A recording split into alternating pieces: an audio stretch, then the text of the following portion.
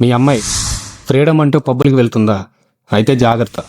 మీ అబ్బాయి ఎవ్వరికీ తెలియకుండా ఒంటరిగా తిరుగుతున్నాడా? అయితే జాగ్రత్త. ఎందుకు ఈ జాగ్రత్తలు చెప్తున్నాను అనుకుంటున్నారా? హైదరాబాద్లో 2023-2024 మధ్య దాదాపుగా సుమారుగా 2500 నుంచి 3500 డ్రగ్స్ కేసులు నమోదయ్యాయి. ఇందులో 4000 మంది నుంచి 6000 మందిని అరెస్ట్ చేశారు. ఇందులో స్టూడెంట్స్, ఐటీ ఉద్యోగులు అండ్ స్మాల్ డీలర్స్ ఉన్నారనమాట. ఇంతమంది పోలీసులు ఇంతలా కష్టపడుతున్నా అసలు ఇండియాలోకి డ్రగ్స్ అనేవి ఎలా వస్తున్నాయి? హైదరాబాద్ లాంటి ఒక సిటీలోకి డ్రగ్స్ ఎలా వస్తున్నాయి? చిన్న చిన్న డీలర్స్ని పట్టుకుంటే ఏమవుతుంది? ఎలాంటి యూజ్ లేదు. కొడితే పెద్ద తలకైనా కొట్టాలి. ఎవడైతే ఇంపోర్ట్ చేస్తున్నాడో అదర్ కంట్రీస్ నుంచి అలాంటి వాడినే పట్టుకోవాలి.